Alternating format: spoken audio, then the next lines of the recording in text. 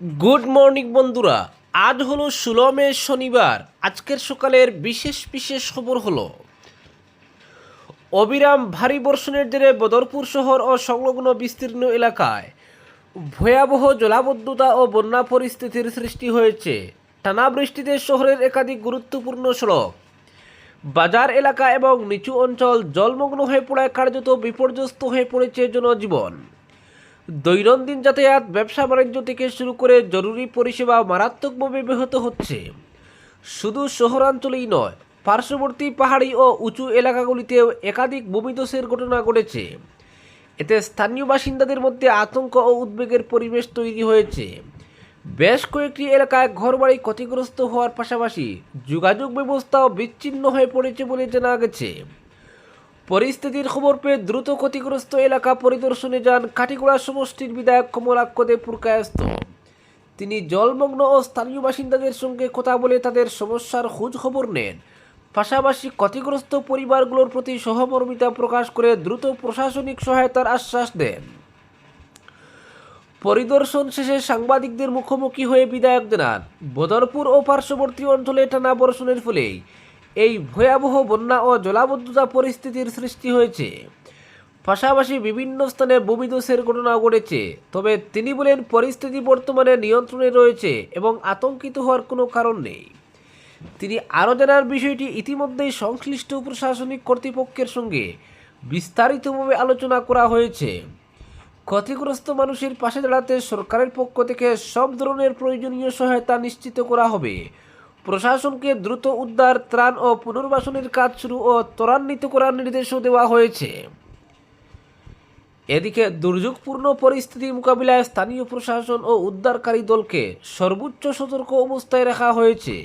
জলাবদ্ধতা ও ভূমিধস প্রবণ এলাকাগুলিতে বিশেষ নজরদারি জোরদার করা হয়েছে বলে প্রশাসন সূত্রে জানা গেছে। পাশাপাশি ক্ষতিগ্রস্ত এলাকাগুলিতে দ্রুত ত্রাণ সামগ্রী পৌঁছে দেওয়া এবং অস্থায়ী নিরাপদ আশ্রয়স্থল চিহ্নিত করার কাজও চলছে। অপরদিকে জলাবদ্ধতা রুখতে কড়া প্রশাসন, অবৈধ দখল ও নির্মাণ উচ্ছেদের নির্দেশ শ্রীভূমি জেলা প্রশাসনের। শ্রীভূমি জেলা ও শহরে জলাবদ্ধতা এবং কৃত্রিম বন্যা পরিস্থিতি মোকাবিলায় কড়া পদক্ষেপ গ্রহণ করল জেলা প্রশাসন। প্রাকৃতিক জল নিকাশি ব্যবস্থা, জাতীয় ও রাজ্য সড়ক, পিডব্লিউডি রাস্তা, সরকারি খাস জমি এবং খাল সংলগ্ন ফুটপাত কাম ড্রেনের উপর গড়ে ওঠা সমস্ত অবৈধ দখল, বাধা ও নির্মাণ অবিলম্বে অপসারণের নির্দেশ জারি করেছেন জেলা কমিশনার তথা জেলা দুর্যোগ মোকাবিলা কর্তৃপক্ষের চেয়ারম্যান। শুক্রবার জারি হওয়া এক সরকারি আদেশে সংশ্লিষ্ট সার্কল আধিকারিকদের পাশাপাশি পৌরসভা উন্নয়ন কর্তৃপক্ষ, পূর্ত সড়ক বিভাগ, NHIDCL, জল সম্পদ বিভাগ এবং টাউন অ্যান্ড কান্ট্রি প্ল্যানিং বিভাগ সহ সংশ্লিষ্ট সংস্থাগুলিকে দ্রুত ব্যবস্থা গ্রহণের নির্দেশ দেওয়া হয়েছে। প্রশাসনের দাবি, জাতীয় সড়ক, রাজ্য সড়ক, সরকারি জমি ও খালের পাশের ড্রেন এবং নালাগুলিতে অবৈধ দখল ও নির্মাণের কারণেই জেলার বিভিন্ন এলাকায় তীব্র জলাবদ্ধতার সৃষ্টি হচ্ছে। এতে সাধারণ মানুষকে চরম দুর্ভোগ পোহাতে হচ্ছে। সেই কারণে সমস্ত অবৈধ নির্মাণ, প্রতিবন্ধকতা ও দখল অবিলম্বে পরিষ্কার বা উচ্ছেদের নির্দেশ দেওয়া হয়েছে। তবে অভিযান শুরুর আগে সংশ্লিষ্ট ব্যক্তি ও কর্তৃপক্ষকে আগাম নোটিশ দেওয়ার কথা উল্লেখ করা হয়েছে। এছাড়াও প্রশাসনের তরফে স্পষ্ট জানানো হয়েছে, উচ্ছেদ অভিযানে বাধা সৃষ্টি করলে তা সরকারি কাজে হস্তক্ষেপ হিসেবে গণ্য হবে এবং প্রযোজ্য আইন কঠোর ব্যবস্থা নেওয়া হবে। 2005 সালের দুর্যোগ ব্যবস্থাপনা আইনের 30, 34, 41 ও 51 ধারার অধীনে জনস্বার্থে এই নির্দেশ জারি করা হয়েছে এবং তা অবিলম্বে কার্যকর হবে। বর্ষাকালে জলাবদ্ধতার কারণে সাধারণ মানুষের দুর্ভোগ কমাতেই আগাম এই পদক্ষেপ নেওয়া হয়েছে বলে জেলা প্রশাসনের পক্ষ থেকে জানানো হয়েছে। এদিকে শুক্রবার জেলার বিভিন্ন এলাকায় টানা ভারী বৃষ্টির ফলে সৃষ্ট জলাবদ্ধ পরিস্থিতিতে SDRF এবং ফায়ার অ্যান্ড ইমার্জেন্সি সার্ভিসেস যৌথভাবে উদ্ধার অভিযান চালায়। দিনভর অভিযানে মোট 276 জনকে উদ্ধার করা হয়েছে। উদ্ধার হওয়াদের মধ্যে 16টি পশুও রয়েছে। বদরপুর ও শ্রীভূমি ফায়ার স্টেশনের অধীনে জেলার বিভিন্ন জলমগ্ন এলাকায় এই উদ্ধার কাজ পরিচালিত হয়। বদরপুর এলাকায় মোট 217 জনকে উদ্ধার করা হয়েছে। এর মধ্যে দেবেন্দ্রনগর থেকে 26 জন, বদরপুর হাসপাতাল এলাকা থেকে 23 জন। বদরপুর টাউনের 10 নম্বর ওয়ার্ড থেকে 18 জন, রিটায়ার্ড কলোনি থেকে 38 জন, পশ্চিম কালীবাড়ি থেকে 33 জন, খাদিমান এলাকা থেকে 29 জন, ট্রাফিক কলোনি থেকে 22 জন, নেতাজি নগর থেকে 18 জন এবং নেতাজি পল্লী থেকে 10 জনকে নিরাপদ স্থানে সরিয়ে নেওয়া হয়েছে। উদ্ধার হওয়াদের মধ্যে ছিলেন 84 জন পুরুষ, 81 জন মহিলা, 39 জন শিশু এবং 13টি পশু। অন্যদিকে শ্রীভূমি শহরের ব্রজেন্দ্র রোড ও রায়নগর এলাকায় অভিযান চালিয়ে মোট 59 জনকে উদ্ধার করা হয়েছে। এর মধ্যে ব্রজেন্দ্র রোড থেকে 57 জন এবং রায়নগর থেকে 2 জনকে উদ্ধার করা হয়।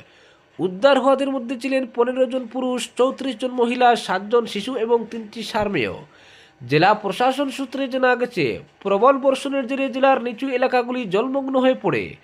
খবর পেয়ে এসডিআরএফ ও দমকল বাহিনী দ্রুত ঘটনাস্থলে পৌঁছে জলবন্দী মানুষদের নিরাপদ স্থানে সরিয়ে নিয়ে যায়।